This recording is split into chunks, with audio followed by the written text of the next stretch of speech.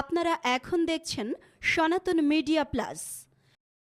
ভগবান নন্দনন্দন ব্রজেন্দ্রনন্দন পরমেশ্বর অখিল জগৎপতি অখিল বিশ্বব্রহ্মাণ্ডের স্রষ্টা আমাদের অনাদিরাদি গোবিন্দের অযাচিত কৃপা বর্ষিত হওয়ার ফলে আজকে আমরা কুনিয়ার সমস্ত ভক্তবৃন্দ ভাগবতীয় জ্ঞানযজ্ঞের আসরে সমাগত হতে পেরেছি। আপনাদের সঙ্গে হয়তোবা আমার এটা দ্বিতীয় সাক্ষাৎকার, তাই না? এর আগে একবার হয়তোবা আপনাদের সঙ্গ লাভের করে আমি কৃতার্থ হয়েছিলাম। তো আগে কার সঙ্গে দেখা হলে কুশল বিনিময় করতে হয়, তাই না? আপনাদের সঙ্গে আগের বার এসে পরিচিত হয়ে গেলাম, এবার আপনারা কেমন আছেন সেটা আমার দেখার বিষয় না। আপনারা কেমন আছেন? ভালো আছেন? তা ভালো থাকলে যার কৃপাতে আমরা ভালো আছি তার নামে যে একবার জয়ধ্বনি দিতে হয়, মনে আছে না ভুলে গেছি? দেখেন, আপনাদের কত সৌভাগ্য, বা আপনাদের এইখানে যখন প্রথমবার এসে পাঠ করে গেলাম, আমার এই ভিডিওম্যান ক্যামেরাম্যান দাদা প্রথম আসলো আমার পাঠ ভিডিও করার জন্য। তো সেই পাঠ এখন পর্যন্ত আপনারা যদি ইউটিউবে ঢুকেন দেখবেন প্রায় 1.5 লক্ষ মানুষ দেখেছে, এখনও দেখে যাচ্ছে মানুষ। তাহলে আপনারা কতটা ভাগ্যবান একবার দেখেন। হয়তো বা কী পাঠ করে চলে গেছে অনেকের নাই মনে থাকতে পারে, কিন্তু ইউটিউবে ঢুকলে পরে দেখবেন 1.5 লক্ষ মানুষ দেখছে আপনাদের ওই পাঠটা এখনও। তাহলে কত সুন্দর সুযোগ করে দিয়েছে ভগবান, দেখেছেন এখন? তো যাই হোক, ভালো আছি তো সবাই?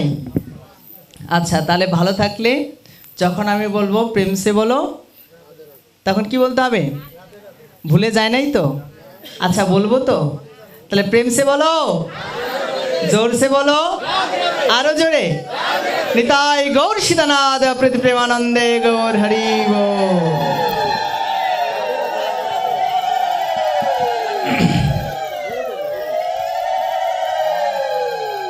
যিনি ভাগবতের মূল শক্তি স্বরূপিণী অধিষ্ঠাত্রী দেবী, তিনি আমাদের শ্রীমতী রাধা ঠাকুরানী। অতএব তার নামে জয়ধ্বনি না নিলে কিছু একটা কম থেকে যায়। তো তার নামে যখন জয়ধ্বনি দেয়া হয়, তখন পাঠের মধ্যে যত বাধাবিঘ্ন আসার জন্য কলি বিভিন্নভাবে, কালকে আমি তো গতকালকেই এসেছিলাম, আপনারা হয়তো বা অনেকে দেখেছেন, পাঠের মধ্যে অনেক সময় বাচ্চারা পিছনে করছিল না, ব্যাসপিঠে যেয়েছিল, সেও বারবার রেগে যাচ্ছিল বিষয়টা দেখে। আসলে এটা আমাদের বুঝতে হবে, যেখানে হরিকথা হয়, যেখানে ভক্ত সঙ্গ হয়, সেখানে কলি বিভিন্ন ছলে বিভিন্ন উছিলায় ঢুকতে চায়। কিন্তু এগুলো দেখে যদি একটা বক্তা, একটা শ্রোতার মন যদি ওই দিকে চলে যায়, মনে রাখবেন তাহলে কিন্তু আপনার শ্রবণটা সঠিক হলো না। এর জন্য মহারাজ পরীক্ষিত যখন ভাগবত কথাকে আস্বাদন করতে বসবে, সুখদেব গোস্বামীকে তিনি প্রশ্ন করলেন, প্রভু একটা কথা বলেন, আসন্ন মরণাপন্ন জীবের কর্তব্য কর্ম কি? বোঝা যায় তো প্রশ্নটা? বলছে যাদের মৃত্যু আসন্ন তাদের কর্তব্য বা তাদের করণীয় কর্মটা কি? তখন তিনি বলেছিলেন, আর অন্য কোনো পথ নাই, হরি কথা আস্বাদন, হরি কথা স্মরণ, হরি কথা চিন্তনই হচ্ছে আসন্ন মরণাপন্ন জীবের উদ্ধারের একমাত্র উপায়। অতএব এই হরি কথা কখনো সাধারণ কথা নয়। ভাগবতের মধ্যে ভগবান বললেন, দেখেন এখানে হয়তোবা কালকে অনেকটা সময় ভাগবত হয়েছে, আমি জানি, আমি ছিলাম কালকে ওইখানে, কিন্তু দেখেন অনেকেরই হয়তোবা ধৈর্য হারা হয়ে গিয়েছে, কিন্তু আবার অনেকের কিন্তু মনেই হয় না যে কত সময় চলে গেল। বিষয়টা যাদের মন একাগ্র হয়ে রয়েছে, আপনারা জানেন এই একাগ্রতাটার মূল গোপনীয় বিষয় কি? ভাগবতের মধ্যে ভগবান বলছেন, যেই ভক্ত আমার কথারূপ অমৃতকে দিবানিশি পান করে, আমি তার কর্ণগুহর দ্বারা হৃদ মন্দিরে প্রকটিত হই। নিতাই গৌর সীতানাথ প্রেমানন্দে গৌর হরি বল। কেননা তিনি জানেন কলিযুগের মানুষের এত ধর্ম করার একাগ্রতা থাকবে না, এত সংযম থাকবে না, মন চঞ্চল থাকবে। আর চঞ্চল মনে কখনো গোবিন্দকে স্থির করে রাখা যায় না। এর জন্য তিনি কৃপা করে এই যে ভাগবতের মধ্যে যেই কথাগুলো আপনারা আস্বাদন করবেন, ভগবানের লীলা, ভক্ত চরিত্র যা কিছুই আস্বাদন করেন না কেন, বুঝতে হবে এগুলো কোনো সাধারণ কথা নয়। এজন্য মনটাকে আগে শান্ত করে বসতে হবে। কেননা আমার এই হৃদ মন্দিরে যদি ভগবানকে ডেকে আনি আমরা, তাহলে মনটাকে আগে পরিষ্কার করতে হবে না? আজকে এই বাড়িতে ভাগবত কথা হবে, কিন্তু এই বাড়ির উঠানটা যদি পরিষ্কার না থাকতো, তাহলে কি এসে আমরা বসতে পারতাম? পারতাম না। অতএব যে কোনো কিছুর জন্য একটা উপযুক্ত পরিবেশ আগে দরকার হয়। অতএব ভগবানকেও যদি আমাদের হৃদ মন্দিরে প্রকাশিত করতে হয়, উদ্ভাসিত করতে হয়, তাহলে আমাদের মনটাকেও আগে শান্ত করতে হবে। শান্ত করলে তবেই আমাদের কর্ণগ্রহর দ্বারা আমাদের গোবিন্দ প্রবেশ করে হৃদ মন্দিরে যখন বসে যাবে, তখন আর মন চঞ্চল হওয়ার কোনো সুযোগ থাকবে না। তখন যতই পৃথিবীতে প্রলয় হয়ে গেলেও দেখবেন মন আর সেই দিকে যাবে না, মন ভাগবতের দিকেই থাকবে। তো যাই হোক, আমাদের চেষ্টা থাকতে হবে যতটুকু সময় ভাগবত আস্বাদন হয় এর মধ্যে নিজের মনটাকে স্থির করে রাখা। মহারাজ পরীক্ষিত যখন ভাগবতের জন্য প্রশ্ন করলেন, সুখদেব গোস্বামী বলেছিলেন, শোনো, হরিকথা শুনতে হলে আগে নিজের আসনটাকে জয় করো। কথাটা মন দিয়ে শুনতে হবে। যদি ভগবানের দিব্য লীলা কথাকে চিন্তন করতে, স্মরণ করতে যদি ইচ্ছা হয়, তাহলে আমাদের আসনটাকে আগে জয় করতে হবে। আসন মানে কি? যে যেইখানে বসে আছি সেইটাকে আগে জয় করতে হবে। কেমন? এইখানে বসে থেকে আমার মন যেন ঘরের ভিতরে না চলে যায়, এখানে বসে থেকে আমার যেন জুতার দিকে মন চলে না যায়, এদিকে বসে থেকে যেন কিভাবে কে সেজে আছে ওই দিকে যাতে মন না চলে যায়, তাহলে কিন্তু ভাগবত শোনাটা আমাদের পুঙ্খানুপুঙ্খ হবে না। এর জন্য আমাদের আগে মনটাকে স্থির করে আসনে যে যেইখানেই বসে আছেন প্রার্থনা রাখতে হবে, প্রভু যখন ভাগবত কথা শোনার জন্য বাড়ি থেকে বেরোবেন, প্রভু তোমার চরণে আমি এই নিবেদন করি যেন যতটুকু সময় ভক্ত সঙ্গে আমরা থাকি, আমাদের মনটা যেন আর অন্যদিকে না যায়। নিতাই গৌর সীতানাথ প্রেমানন্দে গৌর হরি গৌর।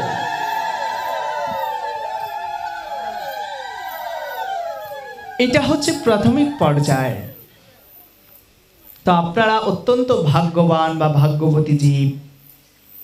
কেন? আমি যখন প্রথম এসেছিলাম তখন ভাগবতের পরিচয় নিয়ে অনেক বিস্তারে বর্ণনা করেছিলাম। তো আমরা এসেছি নতুন নতুন কথা শুনতে। তো তৎপশ্চাৎ একটু মনে করিয়ে দেই, কলিযুগের মধ্যে ভগবান শ্রীকৃষ্ণ এবং ভাগবত দুটো এক ও অভিন্ন তত্ত্ব, এর মধ্যে কোনো পার্থক্য নাই। যদি কোনো ভক্ত কোনো কিছু নাও করতে পারে, কোনো ধর্ম আচরণ যদি নাও করতে পারে, একটা পাপীও যে সারা জীবন কোনো পুণ্যও করে নাই, সেই পাপীও যদি নিজেকে শুধরাতে চায়, সে যদি ভাগবতের চরণে এসে বসে প্রতিনিয়ত ভাগবত কথাকে আস্বাদন করে, ভাগবত কথাকে যদি শুনতে থাকে, ভাগবত ভগবান কৃপা করে তার জীবনের পরিবর্তন ঘটিয়ে অনাদিরাদি গোবিন্দের ধামের যাত্রী করে দেয় তাকে। অতএব ভাগবত কোনো সাধারণ গ্রন্থ নয়। ভাগবত এসেছেই আমাদের মতো কলির দ্বারস্থ জীবের পরিত্রাতা হয়ে, ভাগবত এসেছেই তার অভিনব সন্দেশ নিয়ে যে ওহে কলিজীব, একটিবার আমার দিব্য কথাকে ধরো। গতকালকে পাঠক মহারাজও বলেছিলেন যে তোমরা ভগবানকে কি ডাকবে, তোমার সাধ্য নয় সেই ভগবানকে ডাকবার। অতএব একটিবার তাকিয়ে দেখো, ভগবান তোমাদের গৃহ মন্দিরে নিজে নিজে হেঁটে হেঁটে আসছে। বলছে তোমরা যে মন্দিরের বিগ্রহ দেখো, সেই বিগ্রহের কাছে আমাদের হেঁটে যেতে হয়, তাই না? না গেলে আমরা পূজা দিতে পারি না। কিন্তু ভাগবত এত মধুর থেকেও মধুরতম, এর মাহাত্ম্য এতটা যা কখনো বলে শেষ করা যাবে না। যেই ভগবান কৃপা করার জন্য নিজে চলে আসে। নিতাই গৌর সীতানাথ প্রেমানন্দে গৌর হরি বল। দেখেছেন এসেছে না? আপনাদের বিভিন্ন পাঠক মহারাজকে আপনারা নিমন্ত্রণ করেছেন। তার যেখানে নিবাসস্থান বা তার মন্দির থেকে সে ভাগবত ভগবানকে নিয়ে চলে আসছে। ভাগবত এসেছে কেন? আপনাদের আমাদের মতো কলির জীবকে উদ্ধার করার জন্য। তারপরেও যদি আমরা তার মাহাত্ম্যকে না বুঝি, তারপরেও যদি ভাগবত কথার মূল্যকে আমরা না বুঝি, আমাদের মতো পতিত জীব আর জগৎ সংসারে কেউকে খুঁজে পাওয়া যাবে না। অতএব ভাগবত কোনো সাধারণ নয়। এই জন্য চেষ্টা রাখতে হবে। যেমন ভগবানের কাছে গেলে পরে মনটা আর অন্যদিকে নিলে হয় না। যেমন পূজার মধ্যে যখন আপনারা অঞ্জলি দেন মায়ের পায়ে, বাবার পায়ে, হয়তো বা কালকে আপনারা অঞ্জলি দিবেন, মনটা তার চরণে থাকতে হবে। ঠিক তদ্রূপ আমাদেরও চিন্তা চেতনা থাকতে হবে যেন মনটা এখানেই এতটুকু সময় থাকে। তা আপনারা প্রত্যেকেই ধন্য জীব যে আপনারা বাবা লোকনাথের কৃপাতে এই 3 দিন ব্যাপী ভাগবতের সমাগম করতে পেরেছেন, ভাগবত ভগবানের কৃপা প্রাপ্ত হতে পেরেছেন। দেখেন, যার নিমিত্তে কালকে অনুষ্ঠান, সেই লোকনাথ ব্রহ্মচারী, তিনি মানবকুলে এসেও মহামানব হয়েছিলেন। কেন? সাধনার দ্বারা। তাই তো লোকনাথ ব্রহ্মচারীও তো আপনার আমার মায়ের গর্ভেই তো এসেছিলেন, কিন্তু তিনি আজকে মহামানব বা বাকসিদ্ধ হলেন কেন? তাকে শিবকল্প মহাযোগী বলা হয়। কেন বলা হয়? কেননা তার তপস্যার জন্য।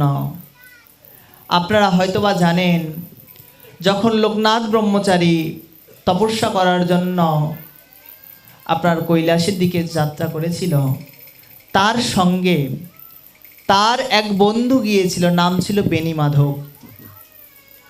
সেই বেণীমাধবের কিন্তু সিদ্ধি প্রাপ্ত করতে পারে নাই।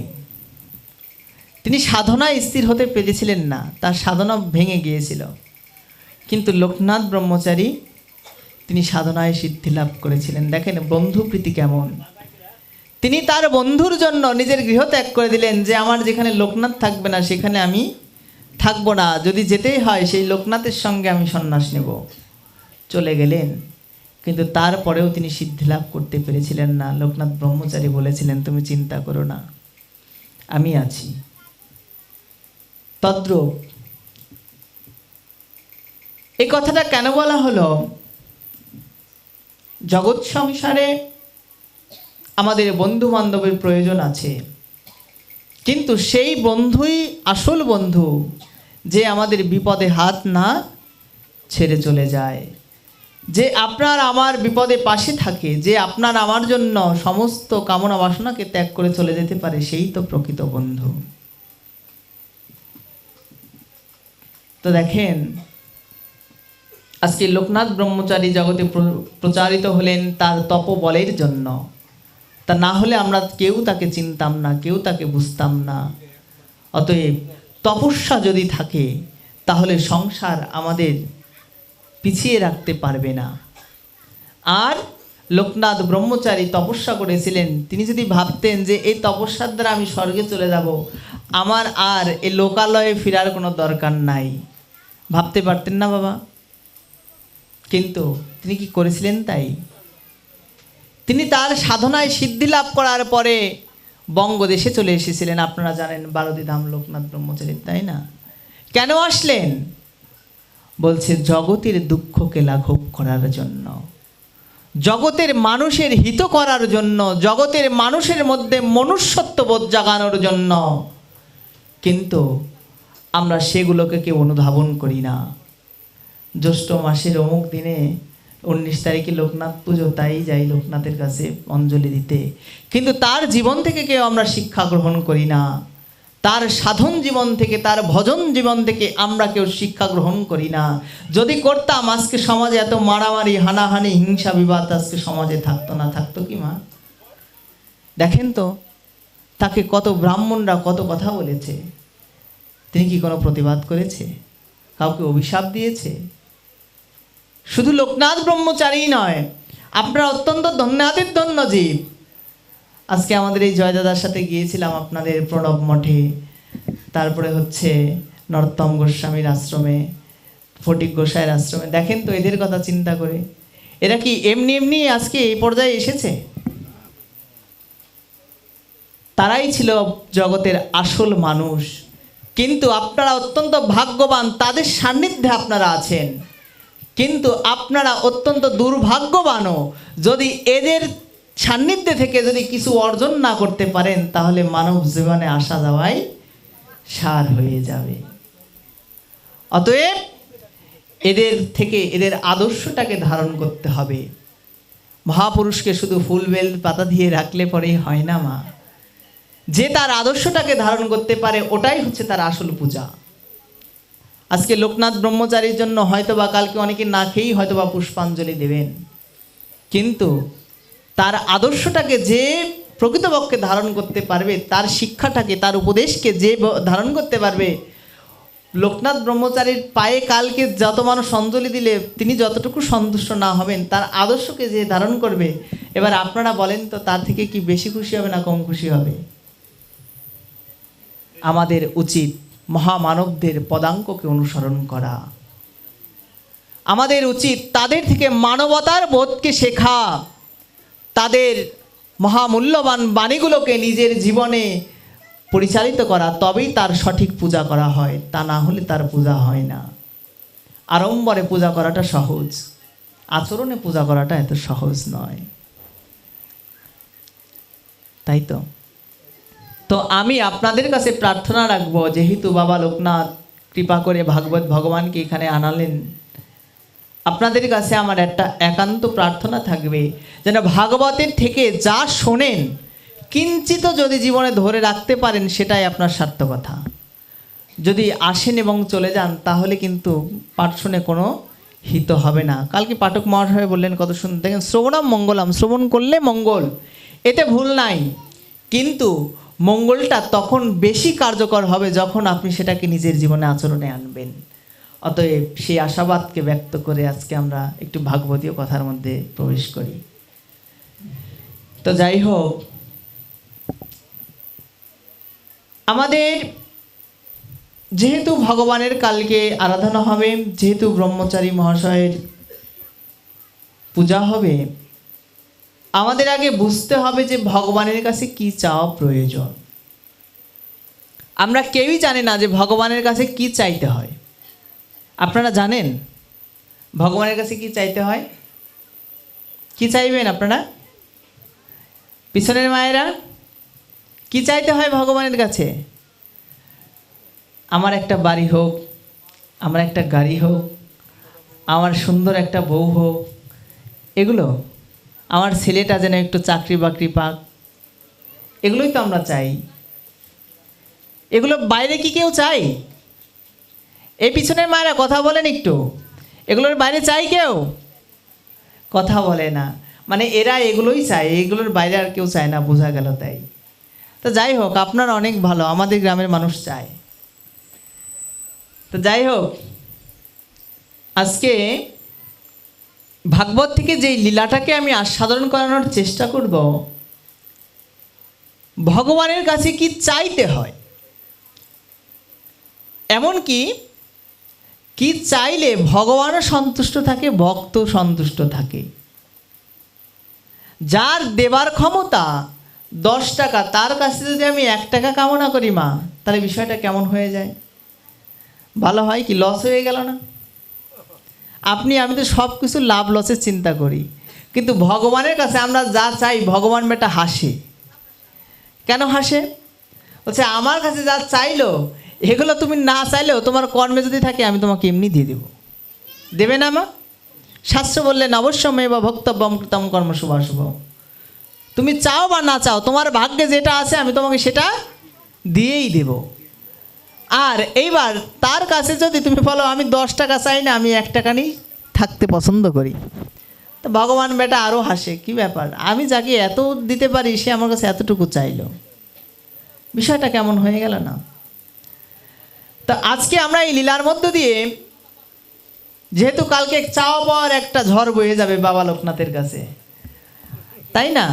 যে আজকে যদি আমার ছেলেটা চাকরি হয়, সামনের বার লোকনাথ ব্রহ্মচারীর জোর মূর্তি দিয়ে বাড়িতে পূজা করব। যদি না হয় তাহলে কিন্তু করব না। করেন কেউ? অনেক সময় মানত করেছেন না আপনারা, যে আমার যদি এই মনোবাসনাটা পূর্ণ হয় তাহলে মা আমি তোমাকে 2টো পাঠা দিয়ে যাব, কিন্তু যদি না হয় তাহলে আর দেওয়ার কোনো বালাই নাই। আচ্ছা বলেন তো, স্বার্থের চিন্তা কখন করে মানুষ? এই চিন্তাটা কখন করে যে তুমি যদি আমাকে কিছু দাও আমি তোমাকে তখন কিছু দিব? এই চিন্তাটা আমরা ব্যবসায়িক ক্ষেত্রে খাটাই না? কি বলে বাবারা, কি বলে? মায়েরা হয়তো বা জানবে না, এটা আমরা কোথায় খাটাই? ব্যবসায় খাটাই না? যে তুমি আমাকে কিছু দিলে তবেই আমি তোমাকে দেব। অর্থাৎ তাহলে দেবতাদের সঙ্গে আমাদের সম্বন্ধটা ওই ব্যবসায়িক হয়ে গেল না? এবার আপনি চাইলেন দেব দেবতার কাছে কোনো না কোনো বিষয় চাইলেন, বৈভব চাইলেন, ভগবান দিলেও তাই। কিন্তু দিন শেষে যখন আমার কর্মফলের তাড়নায় আমি নরকে যাব, তখন কি ভগবান আমাকে বাঁচাতে আসবে? বলেন তো, আসবে বাঁচাতে? কেননা তুমি তো আমার সঙ্গে, ভগবান গীতার মধ্যে বলেন, ইয়ে যথামাম প্রপদ্যন্তে তামস্ততৈব ভজম্যহম মম বর্তমান বর্তমান্তে মনুষ্যপত্য সর্বশঃ। হে অর্জুন, যে আমাকে যেইভাবে ভজনা করে আমি তাকে সেইভাবেই তুষ্ট করি। তুমি যদি ওই চাওয়া পাওয়া নিয়ে ভজন করো, ভগবান তোমাকে ওই চাওয়া পাওয়া এ জগতেই দিয়ে দিবে। মৃত্যুর পরে তুমি স্বর্গে যাও নরকে যাও, ভগবানের আর সেটা দেখার বিষয় নয়। বোঝা গেল কি মায়েরা? বোঝা যাচ্ছে তো কথা?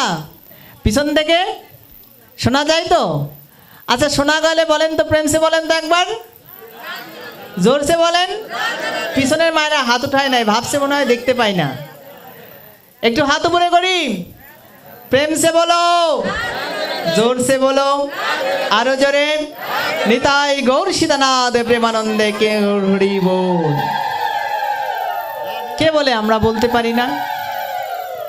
দেখেছেন এত কষ্ট করে, এত গাদাগাদি করে বসে আছেন, তারপরও রাধে রাধে বললে পর মনটা কত হালকা হয়ে যায়। এটাই হচ্ছে ভগবানের নামের মহিমা। যেখানে হরি নাম হয়, যেখানে ভগবত নাম হয়, সেখানে আর অন্য কোনো দিকে কিন্তু মন যাওয়ার কোনো সুযোগ নাই, যদি সেটা সঠিকভাবে চিত্ত দ্বারা শোনা যায়, বোঝা যায়, আস্বাদন করা যায়। আর এর মতো আনন্দ জগৎ সংসারে আর কোনো জায়গায় কিন্তু পাবেন না। যদি আপনারা সম্মেলনে গেছেন না বাবা, অনেক সময় রাজনৈতিক বক্তারা যখন ওঠে স্টেজে, দেখবেন সে এমন পেঁচাল শুরু করে দেয়, মানে বিরক্ত লেগে যায়, না পারি উঠে আসতে, না পারি বসে থাকতে। হয় না এরকম অনেক সময়? কিন্তু এরকম কি দেখেছেন, যারা আপনি ভাগবত কথাকে যারা মন দিয়ে শুনে না তাদের ভাব আলাদা। আপনি পাঠ মন দিয়ে শুনছেন, শুনতে শুনতে ভাবের মধ্যে চলে গেছেন, কিন্তু তখন কোন দিক দিয়ে সময় চলে যাচ্ছে তাও মনে হয় না যে আরেকটু শুনি, আকাঙ্ক্ষাটা থেকে যায় না? এটা আমার নিজের দেখা। তো যাই হোক, কথার আকর্ষণ শক্তি আছে, কেননা নামরূপে কৃষ্ণ ভগবান এই কলিযুগে অবস্থান করছেন। তো আজকে ভগবানও জীবকে ততটুকু দেয়, জীব যতটুকুর কামনা করে, জীব যতটুকুর যোগ্য, কিন্তু সেই ভগবানকেও বাগে ফেলে দেয়া যায়। সেই উপায়টা নিয়ে আজকে আমরা ভাগবত থেকে শুনব। শিখে রাখেন, যদি এত ভক্তের মধ্যেও যদি 2-4 জন একটু ধরে রাখতে পারেন, তাহলেই সেটা তার জন্য উপকার হবে, তা না হলে কোনো উপকার নাই। কি চাইতে হয়, যদি এই বিষয়ে যদি আলোচনা করা হয়, তাহলে আমাদের দেখতে হবে ভাগবতের ধ্রুব মহারাজের চরিত্রটা। আমাদের চৈতন্য মহাপ্রভু যখন লীলায় ছিলেন, তিনি সর্বদা 2টো চরিত্রকে একদম মুহুর্মুহুর শ্রবণ করতেন। ভগবানের লীলাকে তিনি অত আস্বাদন করতেন না। কেন? তিনি তো নিজেই তো কৃষ্ণ, তাই না? তিনি নিজেই কৃষ্ণ, বহিরাবরণটা তার রাধার। আর ভগবান সবসময় ভক্ত চরিত্র শুনে আনন্দিত হয়। ভক্ত যেমন আমরা ভগবানের গুণগান করে আনন্দ পাই, আর ভগবান সবসময় ভক্তের চরিত্র শুনে আনন্দিত হয়। চৈতন্য মহাপ্রভুর সময় ধ্রুব চরিত্র আর প্রহ্লাদ চরিত্রটাকে বেশি শুনতেন। তার এক হৃদয়ের একটা টুকরা ছিল, কেননা তিনি তো ভক্ত বাঞ্ছা কল্পতরু। তা আজকে দেখেন, এক সময় ভারতবর্ষের একজন রাজা ছিলেন। তার বিবাহ হয়, প্রথম বিবাহ সুনীতির সঙ্গে। প্রথম রানীর নাম থাকে সুনীতি। সেই সুনীতির সঙ্গে যখন বিয়ে হয়, কিছুদিন চলে যায়, কিন্তু কোনো সন্তানাদি হচ্ছে না। তিনি বাধ্য হয়ে আর একটা বিবাহ করলেন। এই কথাটা থেকে আপনারা বলতে পারেন, বাবা বিষয়টা কেমন হয়ে গেল, 2টা বিয়ে করছে, 3টা বিয়ে করছে। এটা কিন্তু কলিযুগের ঘটনা নয়, এটাকে বুঝতে হবে। বিভিন্ন যুগে বিভিন্নভাবে ধর্ম এসেছে। অতএব আগেকার যুগে রাজাদের সেই ক্ষমতা ছিল, রাজাদের সেই অ্যাবিলিটি ছিল, যার কারণে তারা যদি বহু পত্নীকেও যদি গ্রহণ করতেন, তাহলেও তাদের কোনো দোষ ছিল না। এখন আপনারা বলতে পারেন, বাবা যদি এখন তাহলে আমি 2টা বিয়ে করি, তাহলে সমস্যা কোথায়? আরে বাবা, একটা বউ নিয়েই মানুষ থাকতে পারে না, 2টো বউ বিয়ে করে দেখো না মজাটা কি, তাই না? বিষয়টা হচ্ছে আমরা বুঝবো না, আমরা তো এ জগতের মানুষ, এখনো সংসার জীবনে প্রবেশ করিনি। যারা করেছেন তারাই বুঝেন। তা কি হলো, তিনি যখন সন্তান হচ্ছে না, এবার রাজ্যভার চলবে কি করে, আর একটা বিয়ে করলেন। দ্বিতীয় নাম, রানীর নাম হচ্ছে সুরুচি। গল্পটা মন দিয়ে শুনবেন, এর মধ্যে শিক্ষণীয় দিকগুলোকে আমি তুলে ধরার চেষ্টা করব। কেননা এই ধ্রুব চরিত্রটা হয়তো বা অনেকেই শুনেছেন, অনেকেই বুঝেছেন, কিন্তু এর দার্শনিক দৃষ্টিকোণগুলো থেকে আমি একটু আলোচনা করার চেষ্টা করব, যাতে দেখেন ভাগবত কথা জীবন্ত কথা। ভাগবত কথা কোনো গাল গপ্পের মধ্যে সীমাবদ্ধ নাই, এর মধ্যে দর্শন আছে। যদি এই দর্শনটাকে নিজের জীবনে উপলব্ধি করতে পারেন, যদি এই দর্শনগুলোকে খুঁজে বের করতে পারেন, তবেই ভাগবত শুনে আপনি আনন্দ পাবেন। তা না হলে ওই আসলেন আর গল্প আকারে শুনে চলে গেলেন, কিছু বুঝলেন না, তাহলে কিন্তু এগুলো শুনে আনন্দ হবে না। তো আসুন আমরা দেখি আমাদের পরমারাধ্য, আমাদের নিতাই চাঁদ কোন দিকে কথাগুলোকে নিয়ে যায়। সেই সুনীতি সুরুচি কিছুদিন যাওয়ার পরে সেই বড় রানীর গর্ভ থেকে একটা সন্তান হয়েছিল। তার নাম রাখলেন ধ্রুব মহারাজ। আর এবার ছোট রানী চিন্তা করলেন, হায় হায়, যদি বড় রানীর সন্তান যদি সব কিছু পাওয়া যায়, তাহলে তো আমার দাম থাকবে। আমার যদি কোনো সন্তান না হয়, তাহলে আমার দাম কোনো থাকবে না, যেমনটি আমরা রামায়ণের মধ্যে দেখতে পাই। তিনি কি করলেন, তিনিও গর্ভধারণের ইচ্ছা পোষণ করে তার গর্ভের থেকে একটা সন্তানকে জন্ম দিলেন। তার নাম রাখা হলো উত্তম। মা, পিছন থেকে কথাগুলো বোঝা যায় তো? না বোঝা গেলে বলবেন, আমি ছোট মানুষ, আপনাদের বোঝানোর মতো শক্তি আমার নাই, যদি তারপরেও একটু চেষ্টা করে যতটুকু হয় আর কি। তা এইভাবে কিছুদিন যাওয়ার পরে দেখবেন পিতা সবসময় বড় মানুষকে বেশি ভালোবাসে না ছোট মানুষকে ভালোবাসে? বলেন তো, যারা বড় ছেলে আছেন তারা জানবেন বিষয়টা। তাদের মা বাবা বেশি ভালোবাসে না ছোটটার প্রতি টান বেশি থাকে? ছোটটার উপরই তো। মায়েরা কি বলে, কার ওপর টান বেশি থাকে? সবার প্রতি। তারপরেও ছোটটার প্রতি একটু টান বেশি থাকে না? আচ্ছা, এইবার ওই রানীর ক্ষেত্রেও তাই হলো, পুত্রের ক্ষেত্রেও তাই হলো। রাজা কি করলেন, 2টো রানীকে এখন যতই বলুক দুইজনকেই সমান ভালোবাসি, এটা কখনো হয় না। মন সবসময় একদিকে টানে। বাস্তবিক একটু কথা বলে যাই। দেখেন, আপনারা যখন ছোট থাকেন, মা বাবার প্রতি মন থাকে না? মা বাবা যদি একদিন আপনাকে কাছ থেকে দূরে রাখে, আপনার মন খারাপ হয় না, রাগ হয় না? কিন্তু দেখেন, সেই মা বাবাকে আপনি যেদিন স্বামীর হাত ধরে চলে আসলেন, সেই দিনই ত্যাগ করে দিয়ে চলে আসলেন। বিশেষ করে মায়েরা এটা বুঝবে এই যন্ত্রণাটা। এবার সে মা বাবার প্রতি আরও এরকম কিন্তু টান থাকলো না। থাকলো কি? যদি থাকতো আসতে কি পারতেন আপনারা? আসার পরে কি হলো, এবার স্বামীর প্রতি টান তৈরি হয়ে গেল। মা বাবাকে 2 বছরও ছেড়ে থাকা যায়, কিন্তু 2 দিন স্বামী বাইরে না থাকলে লেগে যায় দা বটিতে। হ্যাঁ, বিয়ে করে এনেছো এইগুলো করার জন্য? আমি শুধু সংসার করে করে খেটে খেটে মরবো, তোমার সাথে দুটো ভালো কথাও বলার সুযোগ পাই না, কেমন স্বামী তুমি? মা, এটা সংসারের বাস্তবিক ঘটনা না? তো তারপরে দেখা যায় যখন একটা পুত্র চলে আসে বা একটা কন্যা চলে আসে, বলেন তো স্বামীর প্রতি ভালোবাসাটা তদ্রূপ থাকে না একটু হলেও কমে? মায়েরা, পিছনের মায়েরা কোনো কথাই বলছে না, আমি বুঝতে পারছি না, মনে হয় তাদের ভালো লাগছে না। সাউন্ড যায় না? যায়, বোঝা যাচ্ছে না? ঘুম চলে এসেছে? ঘুম তাড়ানোর ওষুধ কিন্তু আমার কাছে আছে, দেখবেন কিভাবে। প্রেম সে বলো, জোর সে বলো, আরো জোরে, আরো জোরে। নিতাই গৌর সীতানাথ প্রেমানন্দে গৌর হরি বল।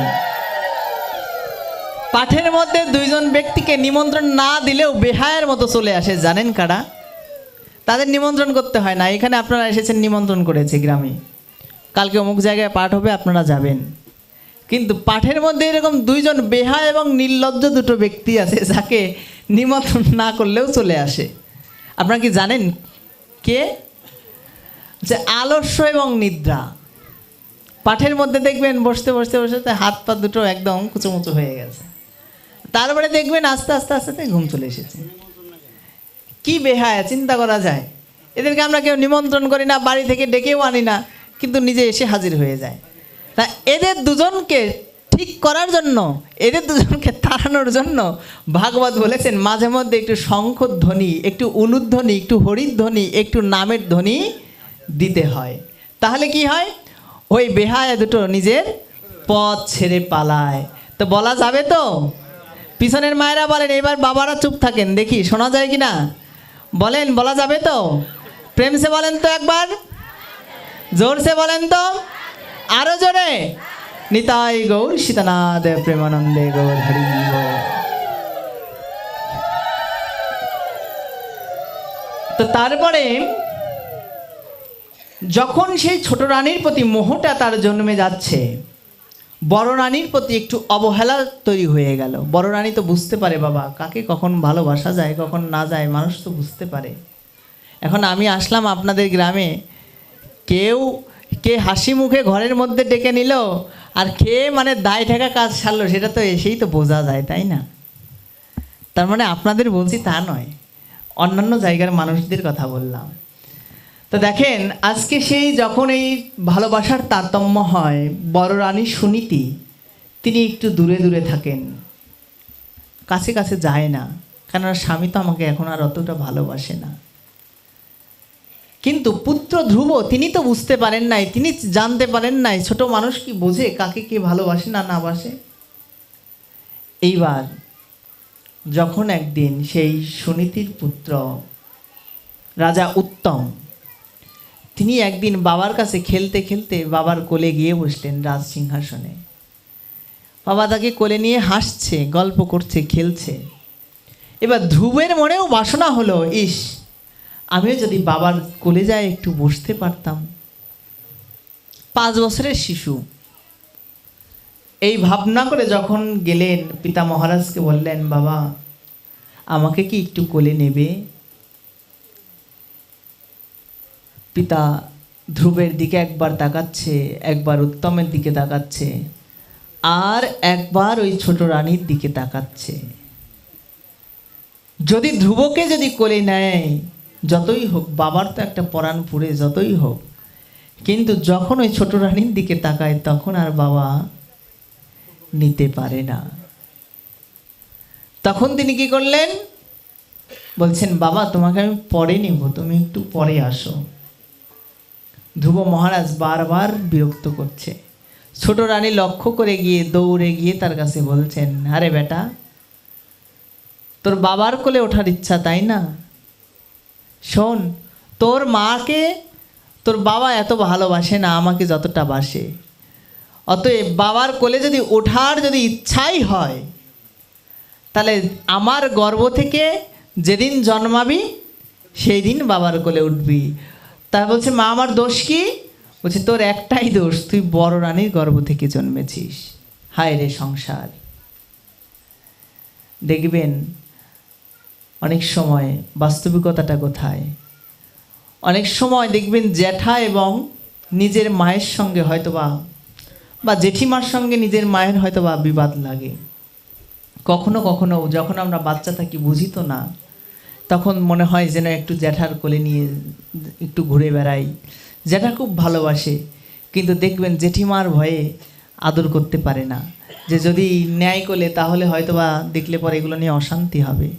আমরা বাবাজিরা খুব অসহায়, আমরা চাইলেও সব কিছু করতে পারি না, তাই তো? তো যাই হোক, মায়ের আবার রাগ করেন না।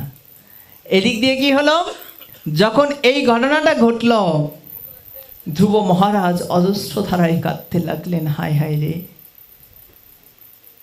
এটাই সংসার। উত্তম সেও তো বাবার সন্তান, আমিও তো বাবার সন্তান, কিন্তু বাবা তাকে কোলে বসালো, আমাকে কেন কোলে বসালো না?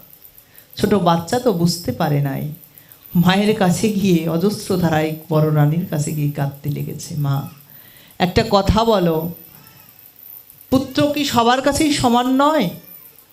তুমি কি আমাকে এবং দাদা ছোট ভাই উত্তমকে আলাদাভাবে দেখো? মা বললেন, কখনোই নয় বাবা। বলছেন, তাহলে বাবা কেন এই বিচারটা করলো?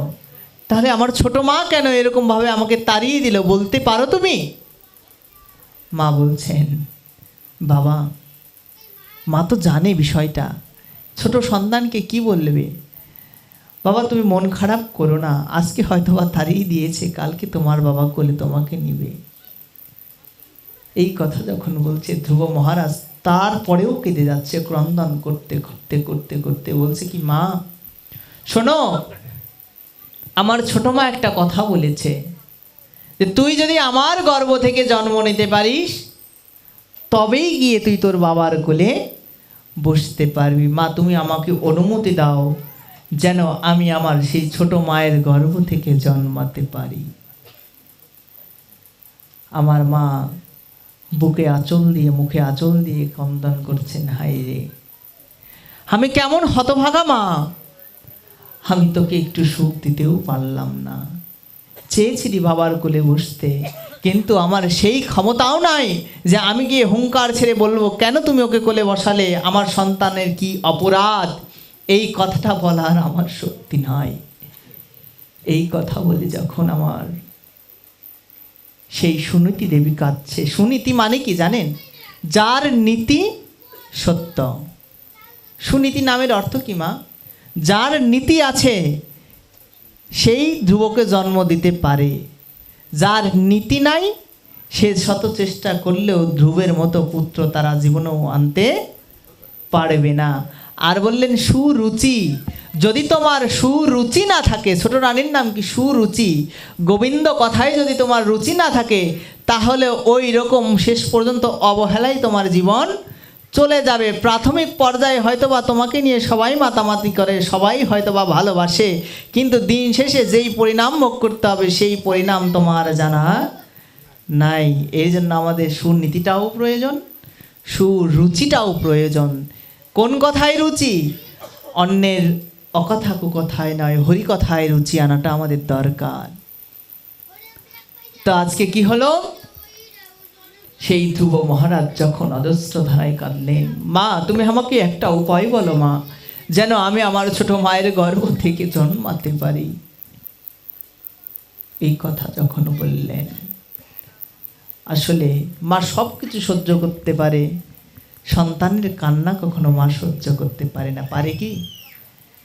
ছেলে শত অন্যায় করুক, সেতে শত অবিচার করুক, কিন্তু দিন শেষে যখন মাকে জাপটে ধরে, যখন ক্রন্দন করে, মা কিন্তু তাকে শাসন করতে পারে না। যেমনটি আমার মা যশোদা বৃন্দাবন লীলায় ব্রজলীলায় করেছিলেন। কানাইয়ের নামে কত মানুষ নালিশ করে যাচ্ছে, কত কিছু করে যাচ্ছে, কিন্তু মায়ের কাছে যখন কানাই ধরা পড়ছে, মা সব ভুলে যায়। গোবিন্দের এর রূপ মাধুর্যকে দেখে, তার বদনকে দেখে মা সমস্ত কিছুকে ভুলে যায়, তার কিছুই মনে থাকে না, কে নালিশ করলো আর কে না করলো। তদ্রূপ হচ্ছে বাৎসল্য ভাব। তো যাই হোক, এইভাবে যখন ক্রন্দন করছে, ক্রন্দন করতে করতে করতে করতে মা বললেন, মা তুমি আমাকে একটা উপায় বলো, যাতে আমি আমার ছোট মায়ের গর্ভ থেকে জন্মাতে পারি। এই কথা যখন বললেন, মা বললেন, শোনো, তুমি চাইলেই তো হবে না বাবা, এর জন্য সাধনা করতে হবে। কেননা আমি চাইলেই তো ভগবান আমাকে কোটিপতির ঘরে জন্ম দিবে না, দিবে কি? আমার যে কর্মের বোঝা, আমার যদি গরিব ঘর লেখা থাকে, আমি জীবনে চাইলেও কি অট্টালিকায় জন্মাতে পারবো? যদি পারা যাবে, কখন পারা যাবে? যখন আমার সাধন ভজন থাকবে, যখন গোবিন্দের সঙ্গে আমার ভাবের আদান প্রদান থাকবে, তখন গোবিন্দ কৃপা করে সেটাকে মনোবাসনা পূর্ণ করে দিলেও দিতে পারে। আজকে তখন কি হলো, যখন মা বললেন যাও, এর জন্য তোমাকে তাহলে ভগবানকে ডাকতে হবে বাবা, তুমি ভগবানকে ডাকো, যদি তিনি কৃপা করেন তাহলে হয়তোবা তুমি একদিন তোমার পিতার কোলে বসতে পারবে। এবার বললেন, মা তাহলে আমি একটা কাজ করি, শোনো, ভালো একটা কথা মনে পড়েছে, তুমি তো ভগবানের কথা বললে, তাহলে আমি এখন ভগবানেরকে একটু ডাকতে চলে যাই। শুনেছি ভগবানকে ডাকতে গেলে নাকি সংসারে থাকার থেকে যদি বনের মধ্যে গিয়ে যে তার ডাকা যায়, তাহলে সেই ডাকটা তাড়াতাড়ি তার কাছে পৌঁছায়। কি মা, সত্যি না মিথ্যা? যখন আসনে বসেন, গুরু বীজ জপ করেন তো, গুরু গায়ত্রী জপ করেন তো, মন্ত্র স্মরণ যখন করেন, পিছন থেকে ছেলে এসে আসল ধরে টানে, মারে কোথায় ওই 10 টাকার নোটটা রেখেছিস, তাড়াতাড়ি দিয়ে আমি বাজারে যাব। যখন দাদুরা বা যখন দিদিমারা ভাবে যে একটু ভগবানের নাম গুণগান, একটু মালাটা স্মরণ করব, পিছন থেকে দেখবেন নাতি এসে টানাটানি করে, এই তুমি মালা পরে নিবে, তাড়াতাড়ি আমার সঙ্গে একটু গল্প করো, চলো এখান থেকে ঘুরে আসি, বাজারে যাব। তখন কি হয়, মালা নেন আপনারা নাকি চলে যান বলেন তো? চলেই যেতে হয়। অর্থাৎ ভগবানকে ডাকতে হলে নিরালায় নিভৃতে ডাকাটাই কিন্তু উত্তম। যেখানে লোক সমাগম, যেখানে আপনার বাধা আসবে, সেইখানে থেকে মনটাকে স্থির করা সহজ নয়। এই জন্য কালকে বাবা খুব সুন্দর একটা কথা বলেছিলেন যে অন্ততপক্ষে সারাদিন ভগবানকে যতটুকু সময় স্মরণ করেন বা না করেন, অন্ততপক্ষে ঘুমানোর সময়টা, সবাই ঘুমাই পড়ে তো, আপনি তো পরে ঘুমান, তখন কি হয়, পাশে যে শুয়ে থাকে তার সঙ্গে গল্প না করে একটু ভগবানকে স্মরণ করেন। কেননা কে বলতে পারে আজকে রাতটাই আমার শেষ রাত হবে না? সংসারে, জগৎ সংসারে আমরা কেউ কারো নই। জগৎ সংসারে এসেছি সাময়িক সময়ের জন্য। পুত্র পরিবার এগুলো দ্বারা আপনারা শতনামের মধ্যে পড়েন, ফল রূপে পুত্র কন্যা ডাল ভাঙি পড়ে, কাল রূপে সংসারেতে পক্ষ বাসা করে, তাই না? এই যে পুত্র পরিবার, এই সন্তান সন্ততি, এগুলো আমাদের ফল রূপ। যেমন একটা বৃক্ষের যখন ফল আসে, দেখবেন বৃক্ষটা মাটিতে সঙ্গে একদম মিশে যায়। ভগবান এটিকেও শিক্ষা দেয়, শোনো শোনো জগৎ জীব, তোমরাও যখন অধিক কিছু পাও, তখন তোমাদের মাথাটাকে নত করতে শেখো। যদি না নত করো, তোমার ওই মাথা তোমার সঙ্গে থাকবে, থাকবে কি? যখন আমাদের অহংকার বেড়ে যায়, তখন আমাদের সব ছেড়ে চলে যায় না? গ্রামের মানুষের সঙ্গে ভালোবাসা, এতদিনের সম্পর্ক, বিপদে আপদে পাশে এসেছে, যখন দেখবেন অহংকার হয়ে যায়, টাকা পয়সা হয়ে যায়, মতিগতি অন্যরকম হয়ে যায়, আপনার সঙ্গে কি কেউ মিশতে চায়? মিশবে? আচ্ছা, দিন তো সবার সমান যায় না। আজকে আপনার অর্থ সম্পদ প্রাসাদ প্রাচুর্য আছে, কালকে যে কোনো বিপদ হবে না, একথা আপনারা বলতে পারেন? বিপদের সময় আপনার কে এসে পাশে দাঁড়াবে?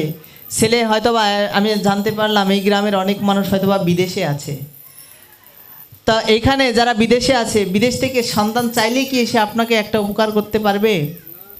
আপনার বিপদ আপদে পাশে থাকবে কারা?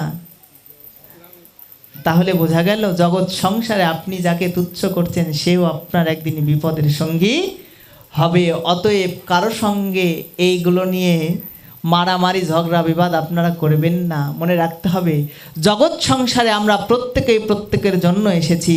জগৎ সংসারে এসে যদি আমরা রক্ত মাংসের শরীর নিয়ে যদি নিজেকে মানুষ বলে জাহির করি, সেটা কিন্তু কখনোই মনুষ্যত্বকে প্রকাশ করে না।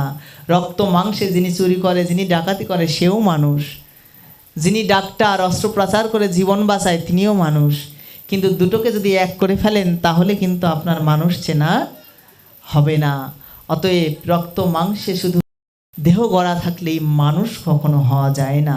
মানুষ হতে গেলে আগে আমাদের মনুষ্যত্বটাকে প্রয়োজন, যেটা আমাদের কাছ থেকে দিন দিন লুপ্ত হয়ে যাচ্ছে, হারিয়ে যাচ্ছে। আর একটা গোপন কথা শুনে রাখেন, ব্যাসপীঠ থেকে বলা ঠিক হবে কিনা জানি না, যতদিন পর্যন্ত আমরা মানুষ না হতে পারবো ততদিন পর্যন্ত ভগবত সেবায় আমরা লাগতে পারবো না। যে যত জপ করি, যে যত তপ করি, যে যা কিছুই করি না কেন, যদি আমার মনটা যদি সরল না হয়, মনটার মধ্যে যদি অহংকার থাকে, মনটা যদি সরল না হয়, গোবিন্দ আপনাকে জীবনেও কৃপা করবে না। খাতা কলমে লিখে রাখেন। বাস্তবিক উদাহরণ একটু বলে যাই, বাস্তবিক উদাহরণ ছাড়া তো হবে না। ভগবান বলেছেন, আমি ভক্তের দুটো জিনিসকে সহ্য করি না। শোনো, তুমি যত বড় ভক্ত হয়ে যাও, তার প্রমাণও দেব, ভক্তের চোখের জল ভগবান কখনো সহ্য করতে পারে না। এজন্য যত যত ভগবানের জন্য কাঁদা যায়, ভগবানের মনটা তত তাড়াতাড়ি গলে। আর একটা জিনিস সহ্য করতে পারে না, সেটা হচ্ছে ভক্তের মনের অহংকার। লেশ মাত্রও যদি তোমার অহংকার থাকে, মানের অহংকার, কুলের অহংকার, অন্যান্য কিছুর অহংকার, ভগবান তোমাকে সহজে গ্রহণ করবে না। তোমাকে একদম সেই অহংকার শেষ করতে ভগবানের যা কিছু করা লাগে ভগবান সেগুলোই করবে।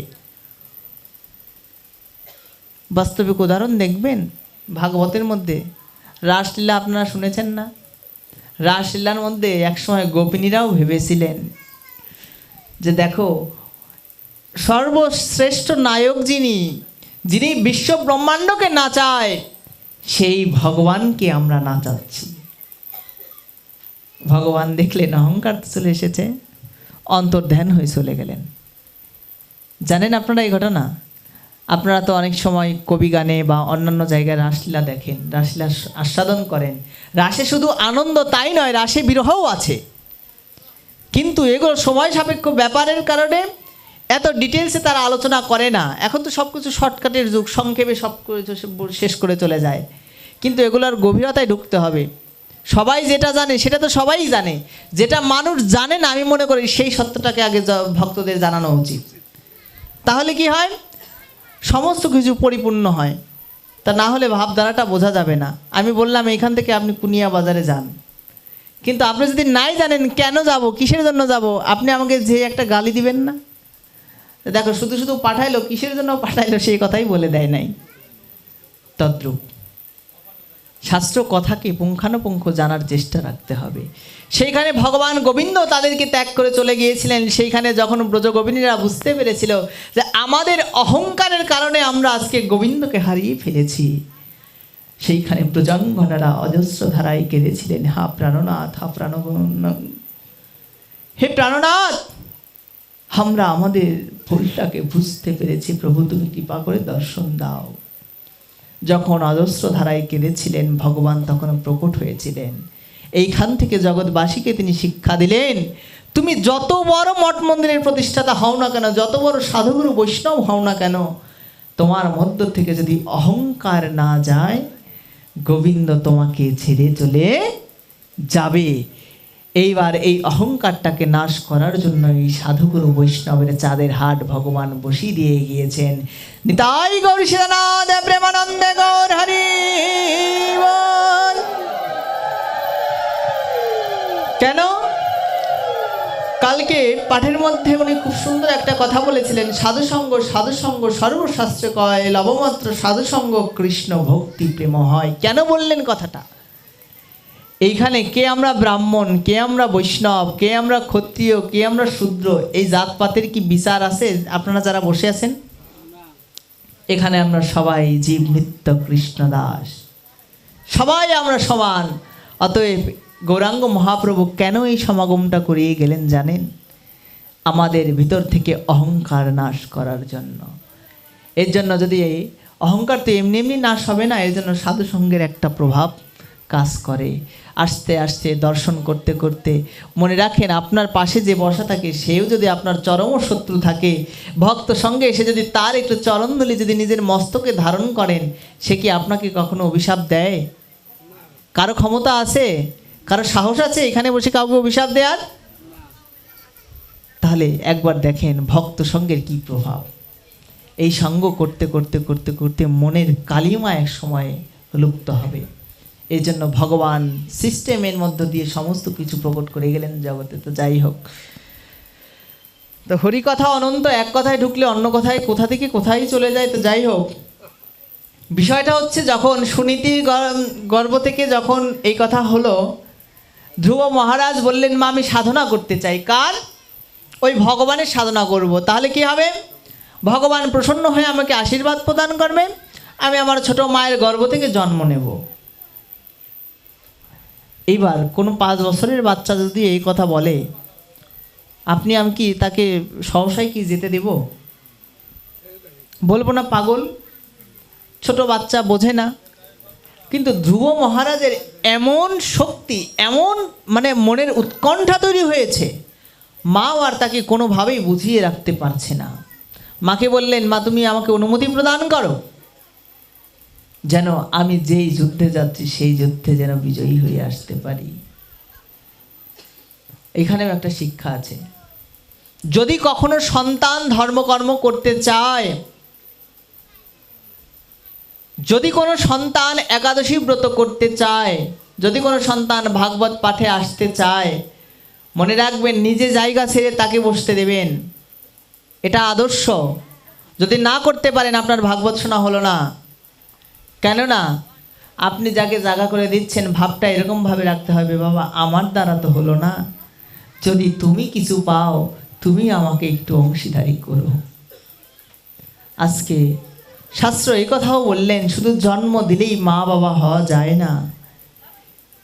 শুধু জন্ম দিলেই মা বাবা হওয়া যায় না, শুধু কানে মন্ত্র দিলেই কখনো গুরু হওয়া যায় না। যদি সে আমাদের ভগবতমুখী না করে, সে যদি আমাদের ভগবত উপাসনা না শেখায়, তাহলে একটা মা বাবা কখনো আদর্শ মা বাবা হতে পারে না। যদি সন্তান কোনো ভাগ্যক্রমে যদি কখনো সাধন ভজন বা যদি জপ তপ যা কিছু হোক করতে চায়, আপনারা উৎসাহ প্রদান করবেন। মনে রাখবেন, একটা সন্তান যদি ধর্মপথের প্রতীক হয়, এটা আপনার 1-2 জন্মের ভাগ্য নয়, এটা আপনার শত শত জন্মের সুকৃতির ফসল। আর এই সন্তানের জন্য আপনার 1-2 পিঁড়ি নয়, 21 পিঁড়ি পর্যন্ত উদ্ধার হয়ে যেতে পারে, যদি কোনো সন্তান যদি সেই ভগবত পথের যাত্রী হয়। অতএব আপনি যদি তাকে টেনে ধরেন, নরকে তাকেও যেতে হবে, আপনাকেও যেতে হবে। দিন শেষে যদি সেই সন্তান বলে, মা এসেছিলাম তোমার গর্ভে একটু ভগবানের সেবা করার জন্য, কিন্তু তুমি আমাকে করতে দিলে না, তুমি আমাকে নরকগামী করলে। অতএব তখন সেই সন্তানটা যদি মা বাবার কারণে যদি আমাদের অমঙ্গল হয়, সেই পুত্র কখনো মা বাবাকে কি কখনো ভালো কিছু বলতে পারে? আপনি আমি বলবো? তাহলে আজকে মা চিন্তা করলেন যে ধ্রুবকে আর আটকে রাখা যাবে না, যা বাবা তুই যা, চলে যা। অনুমতি যখন দিলেন, মাকে প্রণাম করে চললেন আমার ধ্রুব মহারাজ। যেতে যেতে বন জঙ্গল, এত তো আগে পরিষ্কার পরিচ্ছন্ন জায়গা ছিল না। বনের মধ্যে বাঘ সিংহ হুঙ্কার করছে, কিন্তু ধ্রুব মহারাজের ওইদিকে কোনো ভ্রুক্ষেপ নাই। তার একটাই লালসা, আমি ভগবানকে দেখব, ভগবানের সান্নিধ্য পাবো, ভগবানের কাছে আমার গিয়ে মনের দুঃখ কষ্টকে জানাবো, তবেই গিয়ে যদি তার কৃপা হয় তাহলে আমার দুঃখের উপশম হবে। আজকে ধ্রুব মহারাজ দেখিয়ে গেলেন, বুঝিয়ে গেলেন, হে জগজ্জীব, তোমার এই দুঃখের কথা, তোমার এই ব্যথার কথা যদি কারো কাছে না বলতে পারো, আমার ওই অনাদিরাদি গোবিন্দের কাছে একটিবার নিবেদন করো। যদি তুমি ভাবো যে আমার এই দুঃখের দিনে, আমার এই বিপদের দিনে আমার এই ব্যথাকে কে শুনবে, যদি তুমি ভাবো যে আমার এই দুঃখ, আমার এই কষ্টে সংসারের কেউ আমার পাশে নাই, কার কাছে গিয়ে আমি আমার এই মনোদুঃখকে, মনোকষ্টকে ব্যক্ত করবো? ধ্রুব মহারাজ আজকে জগজ্জীবকে দেখিয়ে গেলেন, হে জগজ্জীব, আমার দিকে তাকিয়ে দেখো, আমার এই তুচ্ছ বিষয়, তুচ্ছ ঘটনার জন্য আমি আজকে ভগবতমুখী হয়ে যাচ্ছি। তোমাদের জগৎ সংসারে ওই রকম দুঃখ দুর্দশা আসবে, তোমরাও ভাববে যে কার কাছে গিয়ে আমি আমার এই তাপিত পরাণটাকে একটু জুড়াবো, তোমরাও পথ খুঁজবে, কিন্তু আমাকে তোমরা দেখো, জগৎ সংসারের কেউ তোমাদের দুঃখকে লাঘব করতে পারবে না। অতএব যদি কেউ পারে, সে আমার অনাদিরাদি গোবিন্দ, সে আমার ভগবান, সে আমার পরমাত্মা স্বরূপ।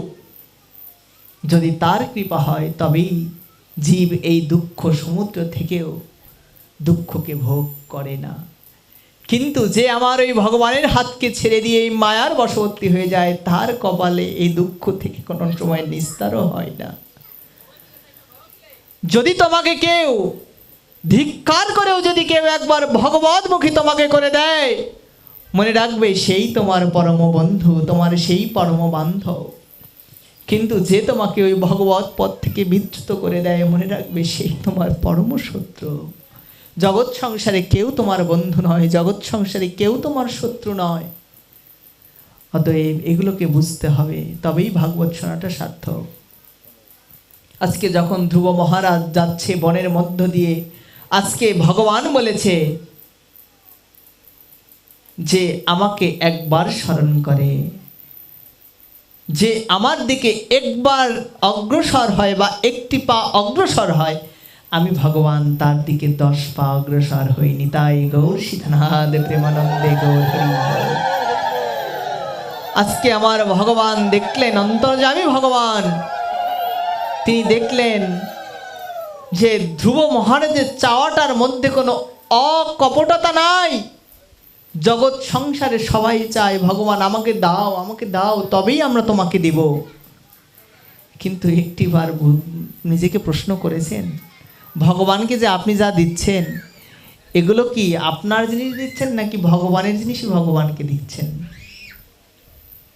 চিন্তা করে দেখেছেন? ভগবানকে যে পূজা দেওয়ার জন্য যে ফুলগুলো গাছ থেকে চয়ন করে আনছেন, আজকে ভগবান যদি সেই গাছের মধ্যে সেই শক্তি না দেয়, ভগবান যদি সেই গাছে ফুলকে না ফোটায়, আপনি আমি পারবো তো একটা ফুলকে বানিয়ে নিয়েছে গোবিন্দকে দিতে? অর্থাৎ আমরা কতটা ঋণী একবার চিন্তা করে দেখেন। আপনার কাছ থেকে টাকা নিয়ে আপনার এই ঋণ পরিশোধ করছি, বিষয়টা এরকম হয়ে গেল না? কিন্তু একবারও চিন্তা করে দেখি না, যেই ভগবান আমাকে এতদিন বাঁচিয়ে রেখেছে, যেই ভগবান দেখেন এখানে ফ্যান চলছে, ফ্যান চালানোর জন্যও আপনার বিদ্যুৎ বিল পরিশোধ করতে হচ্ছে না? যদি বকেয়া রাখেন, আপনার কি কারেন্ট কি দিবে না লাইন কেটে দেবে? আচ্ছা একবার দেখেন তো, আপনি আমি এতদিন বেঁচে আছি, এত সুন্দর স্নান করার জন্য জল পেয়েছি, খাবার জন্য আহার পেয়েছি, কত সুন্দর অক্সিজেন নিচ্ছি পরিবেশ থেকে, কত সেবা শুধু নিয়েই যাচ্ছি, তার বিনিময়ে আমরা ভগবানকে কি দিচ্ছি? ভগবান আমাদের এত কিছু দিচ্ছে, আলো দিচ্ছে, বাতাস দিচ্ছে, সূর্যকে উঠাচ্ছে। দেখো প্রতিদিন একই নিয়মে সূর্য উঠছে, প্রতিদিন অমাবস্যা পূর্ণিমা হচ্ছে, প্রতিদিন আমাদের সমস্ত তিথিগুলো আসছে, সবাই যার যার ভগবান কত সুন্দর আপনাকে আমাকে বেঁচে থাকার জন্য কত কিছু দিচ্ছে, কিন্তু তার বিনিময়ে আপনি ভগবানকে কি দিচ্ছেন? প্রশ্ন করেন তো একবার নিজেকে। কিন্তু ভগবান বলে তারপরেও যেই জীব আমার দিকে একটিবার অগ্রসর হয়, আমি তার দিকে তারপরেও তার কাছে 10 বার এগিয়ে যাই। আজকে ধ্রুব মহারাজ যখন এইভাবে হেঁটে যাচ্ছে, ভগবান দেখলেন দেখো আসলে যদি আমাকে পেতে হয় তাহলে আগে গুরু কৃপার প্রয়োজন আছে। এর জন্য শাস্ত্র বললেন গুরুকে কখনো মনুষ্য জ্ঞান করিতে নাই। আর ধ্রুব মহারাজকে রক্ষা করার জন্য ধ্রুব মহারাজকে পরীক্ষা দিতে হবে। জগৎ সংসারে পরীক্ষা ব্যতীত কখনো উত্তীর্ণ হতে পারে না। ভেবে দেখেছেন? জগৎ সংসারে আমরা একটুতেই অধৈর্য হয়ে যাই, ভগবান আমার কপালে এই লিখে রাখলে হই না মা। কিন্তু ভগবানের কথাটা কি শুনেছেন আপনি? যে করে আমার আশ করি তার সর্বনাশ, যদিও সে না সারে পাশ, হই তার দাসেরও দাস। আমাদের যে দাস থাকবে, এদেরও দাসেরও দাস গোবিন্দ হবে যদি তার সঙ্গকে না ছাড়া যায়। তো আজকে দেখেন তাকে পরীক্ষা করার জন্য দেবর্ষি নারদকে তিনি প্রেরণ করলেন। যাও যাও নারদ, কোথায়? দেখো একটা সরল বালক আমাকে পাওয়ার জন্য এত উৎকণ্ঠায় ধাবিত হচ্ছে। কোথায় তার মা, কোথায় তার বাবা, কোথায় তার রাজসুখ, এগুলো তার আর এখন কোনো মাথার মধ্যে কাজ করছে না। এমনকি বাবার কোলে যে বসবে সেই ইচ্ছাটাও এখন আর তার মাথার মধ্যে নাই। তার একটাই উদ্দেশ্য, আমি কখন ভগবানের দর্শন করব, তার কাছে গিয়ে আমার মনোদুঃখকে আমি নিবেদন করব। বলছে এইভাবেও যদি আমরা ভগবানকে স্মরণ করি, তাকে ভালো নাই বাসতে পারি, অন্তত পক্ষে নিজের বিপদ, আসন্ন বিপদকেও অবলোকন করেও যদি সেই মুহূর্তেও যদি ভগবানকে অজস্র নয়ন ধারায় যদি আপনারা স্মরণ করেন, ভগবান আপনাদের কৃপা করবেই করবে, বিশ্বাস রাখেন। ভগবানকে যদি আপনি বিপদে পড়েও যদি স্মরণ করেন, ভগবান এতটা দয়ালু, ভগবান এতটা কৃপালু, হয়তোবা আমার যখন স্বার্থ সময় আপনাকে যদি আমি স্মরণ না করি, আপনি আমার বিপদের সময় বলবেন যে ও যখন স্বার্থে ছিল তখন আমাকে ডেকেছে, আমাকে এখন স্বার্থ ফুরিয়েছে, আমাকে ডাকে নাই, আমি ওর কাছে যাব না। আপনি আমি হলে তাই বলবো। কিন্তু ভগবান কখনো অকৃতজ্ঞ নয়, ভগবান কখনো বেঈমান নয়। ভগবান বলে জীব অসহায়, সে যদি আমাকে শত্রুভাবেও ভজনা করে, আমি ভগবান তাকে উদ্ধার করে দেয়নি। তাই গৌর সীতানাথ প্রেমানন্দে গৌর হরি বল। ভগবান বারবার বলে, যদি কেউ আমাকে ভালো না বেসেও যদি বলে, শত্রুভাবেও যদি আমাকে চায়, ভগবান বলে আমি তার ওই শত্রু ভাবটাকে দর্শন করি না, আমি দেখি সে আমাকে দিন শেষে ডেকেছে। তো কংস মহারাজ কৃষ্ণকে কি ভালোবেসে চেয়েছিল, না তাকে মারতে চেয়েছিল? কিন্তু ভগবান এই দিকে তার দেখলেন না যে আমাকে তিনি মারতে চেয়েছিলেন, তিনি দেখলেন মামাশ্রী আমাকে স্মরণ করেছে। তো অতএব আমি যদি তাকে অধম বলে উদ্ধার না করি, তাহলে আমি তো জগতের বন্ধু হতে পারলাম না। আমরা তো বন্দনার মধ্যে বললাম, হে কৃষ্ণ করুণা সিন্ধু দীনবন্ধু জগৎপতে, হে গোবিন্দ, তোমাকে যে স্মরণ করবে শুধু তুমি তাদেরই বন্ধু, কিন্তু যে তোমাকে গালি দিবে তার কি তুমি বন্ধু নও? দিতে পারি। জগৎ বন্ধু মানে কি? তুমি সবার বন্ধু, জগতের প্রত্যেকের বন্ধু। কি একটা পশু, কি একটা পক্ষী, কি একটা শত্রু, কি একটা মিত্র, সবাই তোমার কাছে সমান। বলছে ভগবান, তারও দৃষ্টান্ত দিয়ে গেলেন যে দেখো দেখো, যে আমাকে শত্রুভাবেও ভজনা করবে, ভগবান বললেন আমি তাকেও উদ্ধার করে দেব। তারপরেও আমরা তার ভজনা করি না। পুতনা রাক্ষসী এসেছিলেন গোবিন্দকে মারার জন্য, হত্যা করার জন্য, হিংসাত্মক মনোভাব নিয়ে এসেছিল। তারপরেও গোবিন্দ তাকে মাতৃগতিতে প্রেরণ করে দিলেন, যাও, যেখানে আমার নন্দরানীর স্থান, যেখানে আমার মা যশোদার স্থান, যেখানে আমার দেবকীর স্থান, সেখানে তুমি আগেই চলে যাও। তাকে আগেই গমন করিয়ে দিলেন। এই হচ্ছে আমার ভগবান। এত আলাভোলা দেখেছেন? ভগবান আমাদের কত আলাভোলা। গীতার মধ্যে তিনি বললেন, অন্তকাল চ মামে বা শরণ মুক্ত্বা কলেবরম ইয়া প্রয়াতি সমদ্ভাবম ইয়াতি নাস্তি অত্র সংশয়। হে অর্জুন, যিনি অন্তিম সময়ে আমার ভজনা করবে, যিনি অন্তিম সময়ে আমাকে একবার স্মরণ করবে, মনন করবে, যাজন করবে, বলছে আমি ভগবান তার সারা জীবনকে দর্শন করি না। তিনি যে অন্তিম সময়ে আমাকে ডেকেছেন, এই কথাটাকে আমি শুনে, এই কথাটাকে আমি দেখে আনন্দিত হয়ে সেই ভক্তকেও আমি সমস্ত পাপ থেকে উদ্ধার করে আমার শ্রীপাদ পদ্মে পৌঁছে দেয়নি। তাই গৌর সীতানাথ প্রেমানন্দে গৌর হরি বল। সে অন্তিম সময়ে যদি আমাকে স্মরণ করে, আমি ভগবান তাকে নিজে হাতে পার করে দিই, তার আর পারের চিন্তা করতে হয় না। এর জন্য ভগবান যদি মৃত্যুর সময় এতটা বন্ধ হতে পারে, জীবন থাকতে থাকতে কেন আমরা তার শরণ গ্রহণ করি না?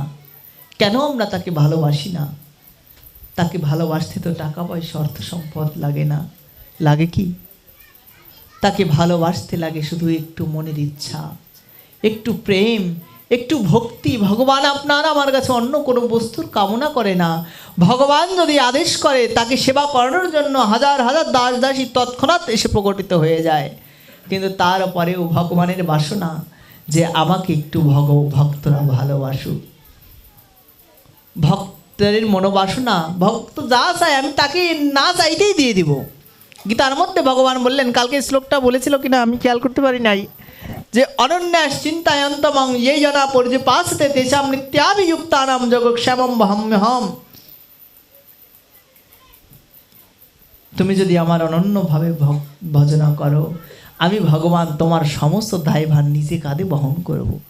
তা আমাদের দায়ভার যদি ভগবান নেয়, আপনার আমার পাওয়ার কিছু বাকি থাকে, কিছু চাওয়ার বাকি থাকে? কোথায় সংসার, কোথায় পরিবার, এগুলো কি দেখার জন্য কি আমার আপনার চিন্তা করে স্টক করতে হয়, টেনশন করতে হয়? তার শুধু দায়িত্বটা তার উপরে ছেড়ে দিন। দেখবেন এই যে বর্তমানে এত হার্ট অ্যাটাকের সমস্যা, এত হৃদরোগের সমস্যা স্টক করে, এগুলো হচ্ছে কেন? সমস্ত সংসারের বোঝাটাকে নিজের মাথায় করে রেখেছি, যার কারণে চিন্তা বাড়ে। আর যার চিন্তা বাড়ে সেই শেষ পর্যন্ত স্টক করে। স্টক করে কি হয়? মারা যায়। মারা গেলে পরে সর্বোচ্চ 1 বছর পর্যন্ত তাকে সমাজ মনে রাখে, তাই না? আপনি আমি মারা গেলে কয়দিন মনে রাখবে? সর্বোচ্চ 1 বছর। যেদিন মারা যাবো দেখবেন কোথায় পুত্র, কোথায় পরিবার, কোথায় স্ত্রী, সবাই এসে অজস্র ধারায় কান্নাকাটি করবে, হায় হায় কি যেন জীবন থেকে চলে গেল, একে না পেলে হয়তোবা আমাদের জীবন বাঁচবেই না, এরকম মনে হবে। কিন্তু কতক্ষণ? যখন শ্মশানে নিয়ে যাওয়া হয়, যখন শ্মশানে নিয়ে যাওয়া হয়, যেই ছেলেটা এতক্ষণ পিতা পিতা বলে কাঁদছে, সেই ছেলেটাই তাড়াতাড়ি করে ওই খড় কাটাগুলো তাড়াতাড়ি করে হাতে নেয়, বাবার মুখাগ্নি করতে হবে। হায় রে সংসার। একটু আগেও বললো যে বাবা তোমাকে ছাড়া আমরা আর বাঁচবো না, সেই সন্তানের মুখ আলা করার জন্য আজকে আমার পাটকাঠিগুলোকে হাতে করে নিয়ে গোছায়। বাবার সত্য না মিথ্যা? যেই পিতার জন্য যখন তুলসী তলায় শুয়েছিল তখনও অজস্র দ্বারায় বললো বাবা তুমি একবার ফিরে আসো, কোথায় গেলে কোথায় গেলে, এরকম মনে হচ্ছিল তাকে ছাড়া তার জীবনই বাঁচবে না। যখন মুখ আলা করে চলে যায়, সংসারে তোমাকে আমাকে ওইভাবে শ্মশানঘাটে একলা রেখেই চলে যাওয়া হবে। স্বামী সন্তান পুত্র পরিবার তুমি চাইলেও সঙ্গে নিয়ে যেতে পারবে না। যখন তুমি চলে যাবে, তোমাকে একলা ফেলে দিয়ে সর্বোচ্চ শ্রাদ্ধ শান্তি পর্যন্ত ছেলের মনে একটা ব্যথা থাকবে। তারপরে কোথা থেকে বুঝ চলে আসবে, যার জন্য এত কান্নাকাটি করছি তাকে আর জীবনেও ফিরে পাবো না, অতএব তার জন্য আমার জীবনটা কেন আমি নষ্ট করছি। সর্বোচ্চ 1 বছর, তারপরে বাবার জন্য 2 ফোঁটা চোখের জলও আর আসবে না। তার জন্য, আপনার আমার জন্য চোখে 2 ফোঁটা জলও তার আসবে না। দেখেন আপনারা অনেকেই হয়তো মা বাবা হারিয়েছেন, বলেন তো তাদের জন্য কি ইচ্ছা করলে এখন আপনার 2 ফোঁটা চোখের জল আসে? এটাই হচ্ছে সংসার। সংসারে কেউ কারো নয়, এগুলো সব মায়ার ফাঁস। যখন তোমার চোখের সামনে থেকে জিনিসগুলো চলে যাবে, মন থেকে সব ভুলে যাবে। অতএব যদি কাঁদতেই হয় তাহলে সেই অনাদিরাদি গোবিন্দর জন্য কাঁদো, যেই রূপে আমাদের ধ্রুব মহারাজ কাঁদতে কাঁদতে বনের মধ্যে চলে গেলেন। আমার ভগবান চিন্তা করে দেখলেন একে আর কোনোভাবেই ফিরিয়ে রাখা যাচ্ছে না, কিন্তু এ কতটুকু উপযুক্ত, যদি পরীক্ষা ব্যতীত যদি একে আমি ফল দিয়ে দিই, জগৎ সংসার ভগবানের নামে নিন্দা রটাবে, কুচ্ছা রটাবে যে তুমি কাউকে না চাইতেই দিয়ে দিয়েছো, আবার কেউ চাইছে তাকে তুমি দিচ্ছ না, তাহলে এটা পার্সিয়ালিটি হয়ে যায় না? এটা ভগবান কখনো করে না। পাঠালেন নারদ মহারাজকে। নারদ এসে বলছে ধ্রুব বাবা তুমি কোথায় যাচ্ছ? শোনো শোনো, পিছ থেকে ডাকছে, শোনো। বলছে কে আপনি? বলছে আমি আর অন্য কেউ নয়, আমি এক সাধু, আমি এক সন্ত। কোথায় যাচ্ছ তুমি?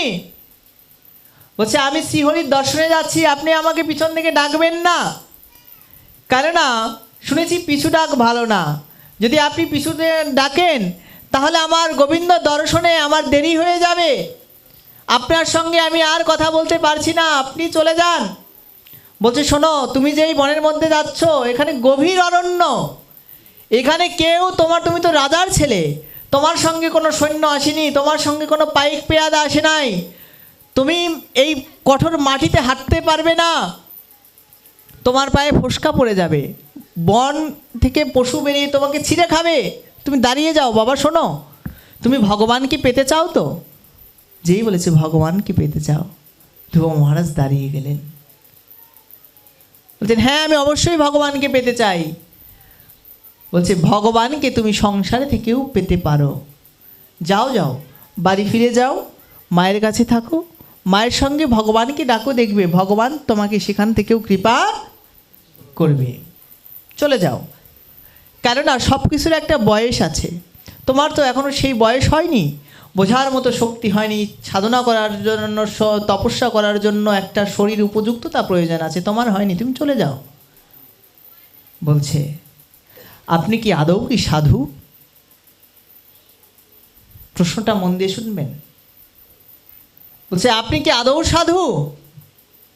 নারদ মুনি স্তম্ভিত হয়ে গেলেন, এতটুকু বাচ্চা এইরকম কথা কেন বাবা?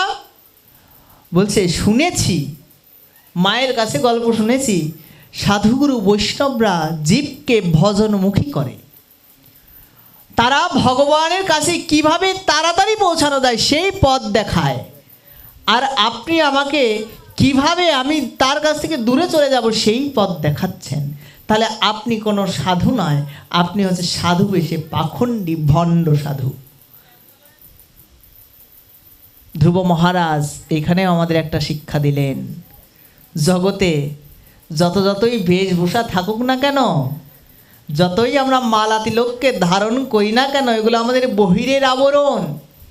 যদি আমাদের জীবের জন্য পরাণ না কাঁদে, যদি আমাদের জীবের দুর্দশায় যদি মন যদি বিগলিত না হয়, আমরা সাধু হতে পারি নাই। শুনে রাখেন, খাতা কলমে লিখে রাখেন।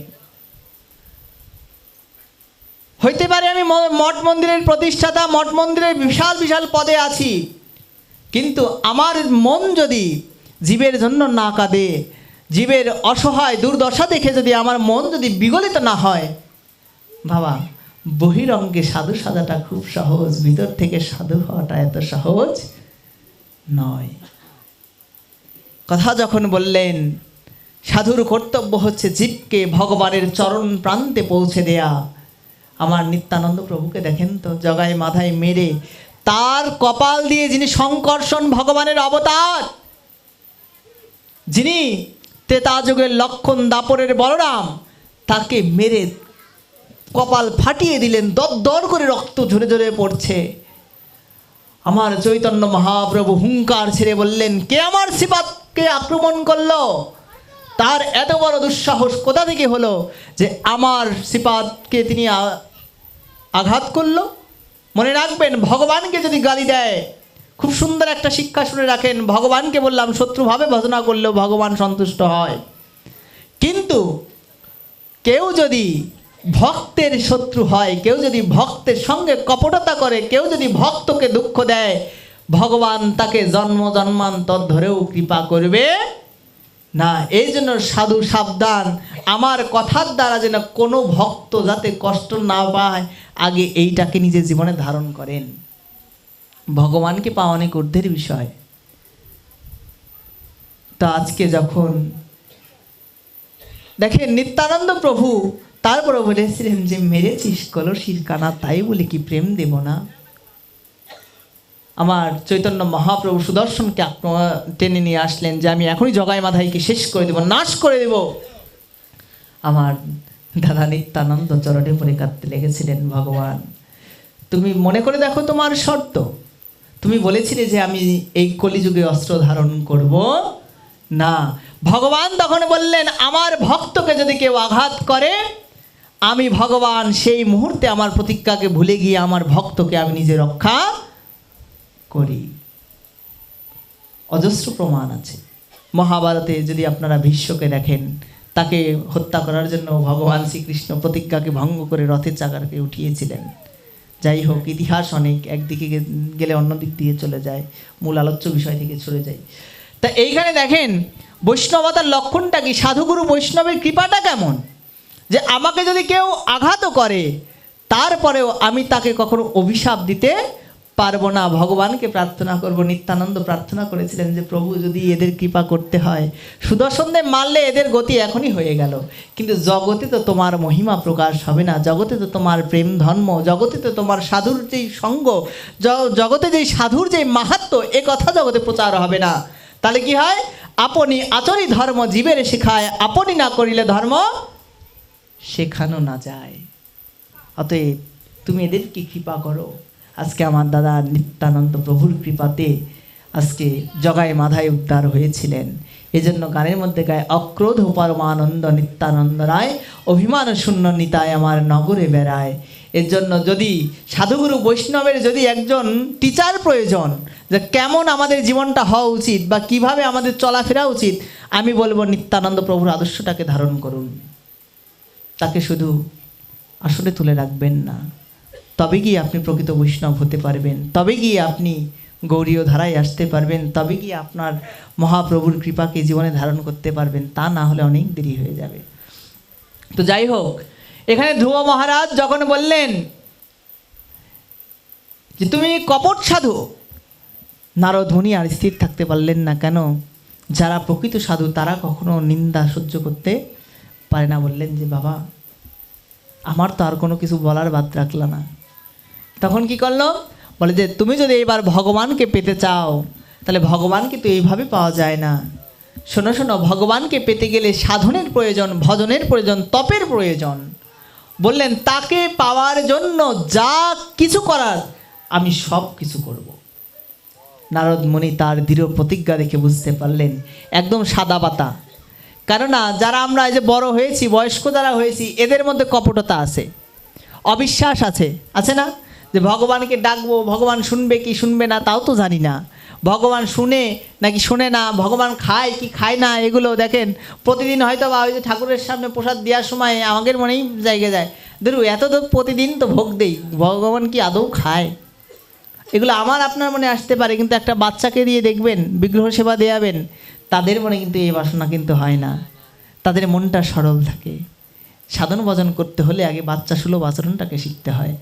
তখন যখন দেখলেন যে ধ্রুব মহারাজ আমার আর সব দিকেই পরিপূর্ণ, তখন তাকে আর কৃপা করতে বাদ রাখলেন না। বললেন শোনো, তুমি তাহলে আমার কাছে আসো। বললেন যে তুমি কোন ভগবানকে পেতে চাও? ধ্রুব মহারাজ বলছেন যে কেন, ভগবানও কি অনেক আছে? বা একটা কথা বলেন তো, ভগবান আমাদের একজন না অনেক আছে? ভগবানও অনেক আছে। কিভাবে? আচ্ছা, শিবকে আপনারা ভগবান শিব বলেন না? আচ্ছা একটু উত্তর দেন, বলেন কি না ভগবান শিব বলেন? আচ্ছা, ভগবান শ্রীকৃষ্ণকে ভগবান শ্রীকৃষ্ণ বলেন? আচ্ছা, নারায়ণকে ভগবান বলেন? তাহলে কে বলে যে ভগবান একজন? কত ধরনের ভগবান হয়ে গেছে না? কিন্তু গুণের তারতম্যের কারণে আমরা এক একজনকে বিভাজন করি। মূলত সেই নিরাকার বস্তু বা সেই ব্রহ্মসত্তা সব এক, এদের মধ্যে কোনো বিভেদ নাই। কিন্তু লীলা হেতু, গুণ হেতু ভক্তরা যেভাবে তাকে কামনা করেছে, যার যাকে ভালো লেগেছে, ভগবান তার সামনে সেইভাবে প্রকটিত হয়েছে। আজকে দেখেন, যখন এই কথা বললেন ধ্রুব মহারাজ, যে তাহলে শোনো, তোমাদের সব ভগবানের গোড়া তো একজন আছে, সবার গোড়া তো একজন আছে। তা বলছেন হ্যাঁ তাও আছে। বলছে সে গোড়াকে?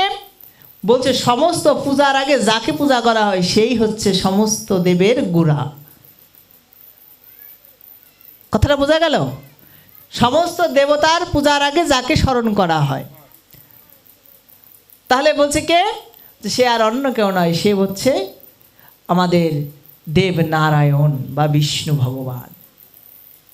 এখানে বসেই কি বললাম? আসমন করার জন্য নমশ্রী বিষ্ণু, নমশ্রী বিষ্ণু, নমশ্রী বিষ্ণু। তারপরে স্মরণ করলাম নম অপবিত্র পবিত্র বা সর্বাবস্থাম কত হবিবা ইয়ৎ স্মরেত পুণ্ডরীকাক্ষম সবাহ্য অভ্যন্তর শুচিহি। তাই না? আগে বিষ্ণুকে স্মরণ করলাম, ব্যাসপীঠে বসেও আগে বিষ্ণুকে আমরা স্মরণ করি শুদ্ধ হওয়ার জন্য। তা বললেন সমস্ত গোড়ার তিনি আছেন।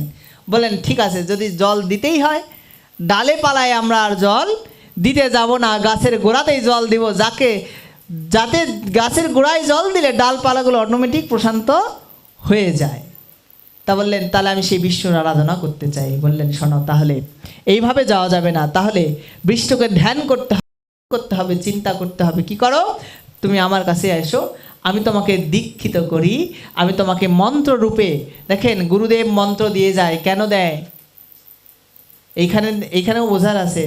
গুরুদেব কর্ণ দ্বারা যেই বীজ মন্ত্র প্রদান করে আপনাকে, সেই বীজ মন্ত্রের মধ্যে শক্তি আছে। যেমন একটা বীজকে মাটির মধ্যে গেড়ে রাখলে কিছুদিন পরে সেখান থেকে বৃক্ষ অঙ্কুরিত হয়, তদ্রূপ গুরুদেব যাকে যেই বীজ মন্ত্র দিয়েছে সেই বীজ মন্ত্রের উপর আগে নিষ্ঠা ভক্তি প্রেম আনেন, তাহলে দেখবেন ভগবান আপনার হৃদ মন্দিরেও প্রকটিত হবেন। কিন্তু যারা এই যদি একটা শুকনা মাটিতে যদি বীজ ফেলে রাখেন তাহলে কিন্তু কখনো অঙ্কুরিত হবে? তার জন্য সেচের প্রয়োজন আছে না? এই জন্য ভগবান, এই জন্য যার যার গুরুদেব বলে, মা এই মন্ত্রকে প্রতিদিন তোমরা স্মরণ করবে, মনন করবে। কেন? এই মন্ত্র স্মরণ মনন করতে করতে করতে করতে একসময় গোবিন্দ দর্শন হতে পারে এই মন্ত্রের মাধ্যমে। মন্ত্রের এত শক্তি। তখন তাকে দীক্ষা প্রদান করা হলো, ওম নমো ভগবতে বাসুদেবায়, এই মন্ত্রে তাকে দীক্ষা দিলেন। যখন দীক্ষা পেলেন বললেন, গুরুদেব তাহলে এখন তো আপনি আমার গুরু হয়ে গেলেন, কি করা যায়? বলছে, এইবার তুমি গমন করো, এবার আর তোমাকে কেউ প্রতিহত করতে পারবে না। এইবার তুমি যত বনের মধ্য দিয়েই গমন করো না কেন, এই নামের প্রতি বিশ্বাস রাখো, নামের প্রতি শ্রদ্ধা রাখো, কোনো জগতের জন্তু জানোয়ার মানে কেউ তোমাকে কোনো ক্ষতি করতে পারবে না। এতক্ষণ তুমি অসুরক্ষিত ছিলে, এইবার আমি ভগবানকে তোমার মধ্যে দিয়ে গেলাম, এইবার ভগবানের শক্তি তোমাকে রক্ষা করবে। এর জন্য যার ভরসা গুরুদেব তার কখনো চিন্তা করতে হয় না। এই জন্য সাধুগুরু বৈষ্ণবের কাছে আশ্রয় নিতে হয়, নিজেকে স্যালেন্ডার করতে হয়, নিজেকে আত্মসমর্পণ করতে হয়, আর তাদের বাক্যকে হৃদয়ে ধারণ করে রাখতে হয়। কেন? যদি রাখতে পারেন, হয়তোবা আমি ভুল হতে পারি, কিন্তু আমার এই ভগবানের কথা তো ভুল হতে পারে না, পারবে কি?